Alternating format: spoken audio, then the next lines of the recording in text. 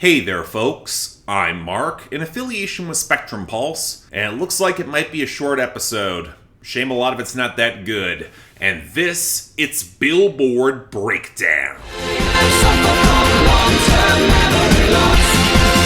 I don't remember. Oh, what's this? A somewhat reasonable week on the Hot 100 for me to work with? I mean, I'm not going to complain that much, even if some of our scant list of new arrivals look pretty damn rough, but hey, the last time I caught a break here was way back in March. I will take what I can get. Unfortunately, that does mean we have to start off with the top 10, and that begins with the return of Last Night by Morgan Wallen to the number 1. Make no mistake, this was a win on the streaming and sales margins, but again, it's also not really that surprising, unfortunately, as he's continuing to get all sorts of airplay, and SZA's Kill Bill was expected to get a considerable drop-off on sales after the discount faded and her radio seems to have peaked. Now that keeps Flowers by Miley Cyrus at number 3, where despite the streaming being stable, radio has also clearly peaked as well. I would predict this slipping into a downswing, and that opens up a huge door for Ella Bella Sola by Eslabon Armado and Peso Pluma up to number 4. The streaming, the YouTube, they're ridiculous. And at these volumes, I'm not sure they're going to need much more going on. But what I would actually put smarter money on, at perhaps even overtaking it, is Un Por Ciento by Grupo Frontera and Bad Bunny, breaking into the top 10 at number 5. The streaming's up big, especially on YouTube, and Bad Bunny is a big enough name to break this onto terrestrial radio, if very slowly. Speaking of radio, Calm Down by Rima and Selena Gomez is up to number 6 as it works to close the airplay gap, as it actually saw increases in other channels, and that was enough to overtake Creepin' by Metro Boomin, 21 Savage, and The Weeknd at number 7, which still has real radio growth, but is just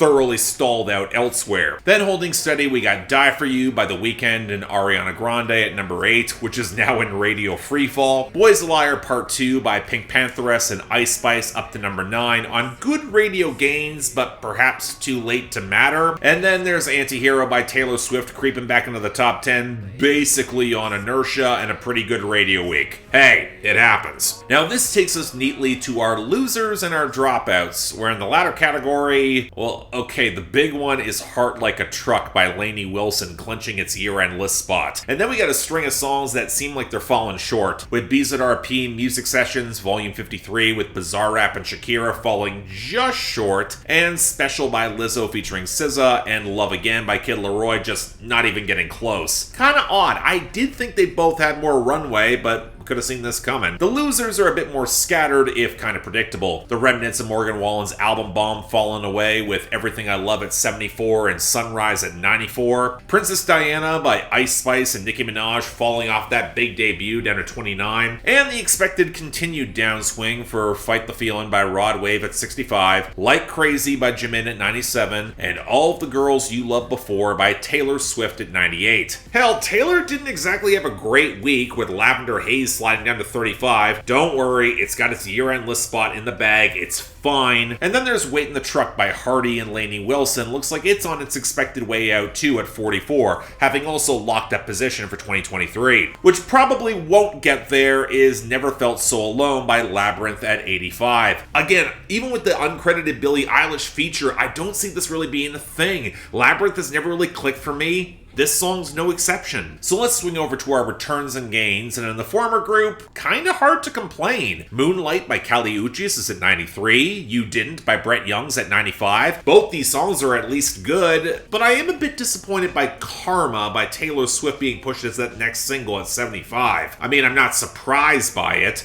It's probably one of the most mimetic on the album. It makes sense for the single, might go quasi-viral on TikTok, but I personally think it's one of the weaker songs on the album. Maroon was right there, goddammit. Now for the gains, I am happy that See You Again by Tyler the Creator featuring Kali Uchis is on the upswing from the debut at 52. Kind of offsets I Need a Favor by Jelly Roll getting a boost to 60, especially as the radio is now behind that. But again, the story here is regional Mexican music, a lot of it rising off the debut. I already mentioned Bad Bunny and Grupo Frontera, but we also saw Die Que Si by Grupo Frontera and Grupo Marca Registrada at 89, Igualito a Mi Apa by Fureza Regida and Peso Pluma at at 80, and most depressingly, Chanel by Becky G and Peso Pluma at 56. Again, I'm not surprised by any of this, just kind of disappointed. But now on to a refreshingly scant list of new arrivals. Let's get it started with number 100, Big Truck by YoungBoy, Never Broke Again.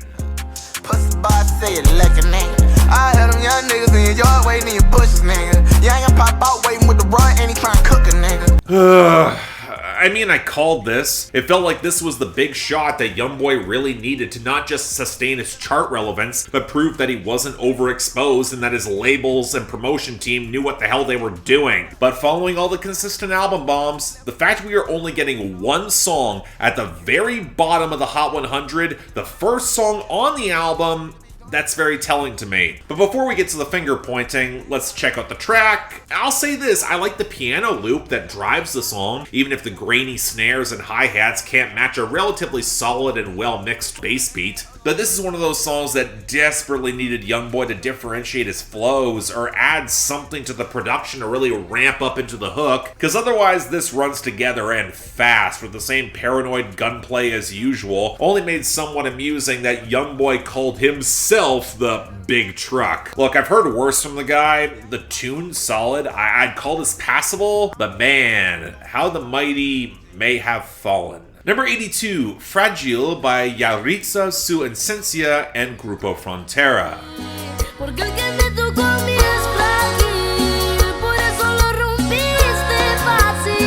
So I guess I shouldn't be that surprised that Yahritza, Esencia got back on the charts. Last year he saw a pretty high breakthrough as one of the forerunners of the regional Mexican sound to the Hot 100, and now with Grupo Frontera, with the added push, he's now back. But I'm not sure why anyone would be seeking this out, looking for this return. To be blunt, the big problem with Yahritza was that he was 15, and he sounded like it. And while the more robust accordion and melody to back him up with that steady tapping rhythm that Grupo Frontera provides, it is better than what he had before, he still sounds painfully young and rather unsupported in this mix. The other problem is that while there is more structure to this song, it's got one abortive verse and then the rest is just repeating the hook, where he whinges about his fragile heart and how he wishes that he was able to shut off his feelings like apparently this girl can. It definitely comes across as really adolescent, so I guess it makes sense coming from him. But why then put Grupo Frontera on this song at all, basically repeating all the same lines where it makes less sense? I mean, I think I get what it's trying to do.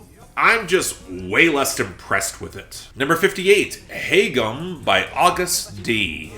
복잡되는 리듬 어쩌면 이 또한 또 다른 흑음 이 노래는 흑음 올라타봐 지금 복잡되는 리듬 어쩌면 이 또한 또 다른 흑음.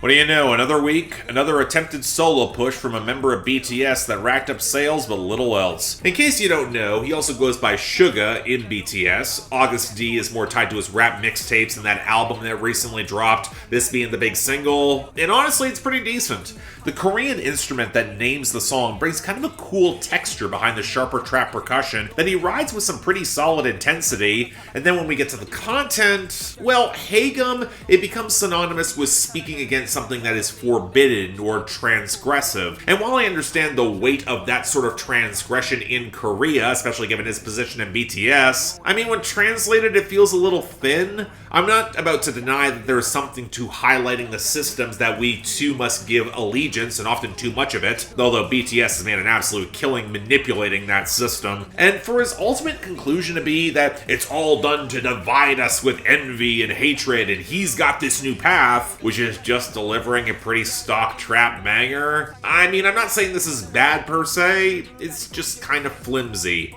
Doesn't really stick as strongly as I like. I might be losing something in translation, but that's all I'm saying. Number 55, Alone by Kim Petras featuring Nicki Minaj.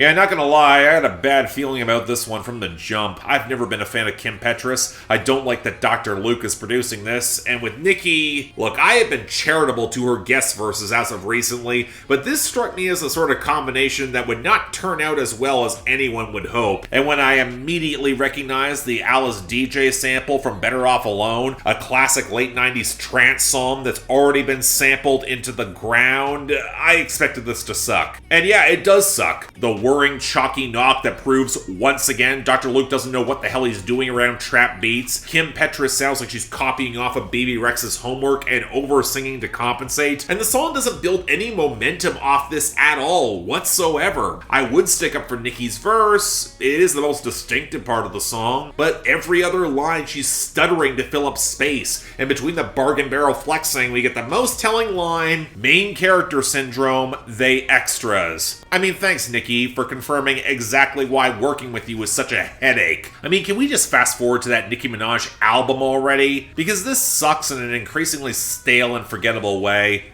Let's move on. And finally, number 18, Double Fantasy by The Weeknd featuring Future.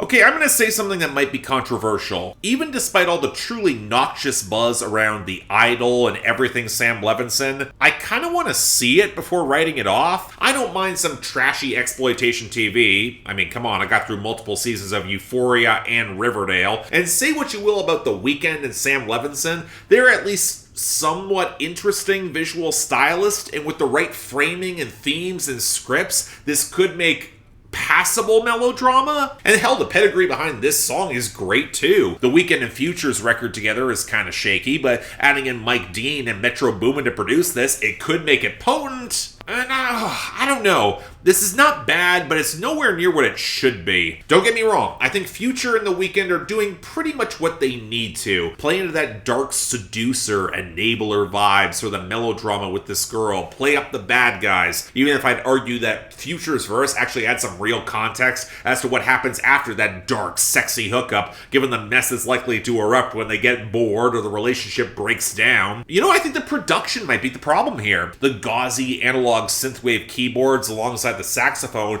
it sets up a mood of nighttime opulence, but it lacks that darker edge you'd get from a producer like Elangelo. Hell, normally you get it from Metro Boomin too. What happened? Especially with those faint backing vocal calls. And the trap percussion feels a bit too prim and polished. This is a song that needs a little more swing and nastiness to it. It feels a little too cleanly mixed to sell it. And when the lyrics play it as safe as it does, I'm sorry, I've heard everyone involved here nail this vibe before. I would call this a misstep. I mean, the worst thing this sort of exploitation can be is rote and by the numbers and boring. I mean, if this is the theme, can't say I'm impressed. So yeah, it makes for a rough week. Best, I guess Haegeum by Agust D, although it only barely wins it out, and I don't think the song is that good. Worst is Alone by Kim Petras featuring Nicki Minaj, and that's not close at all. Now next week, I am expecting something about Jack Harlow, maybe an album bomb. The question will be how big it is, so stay tuned for that. But until then,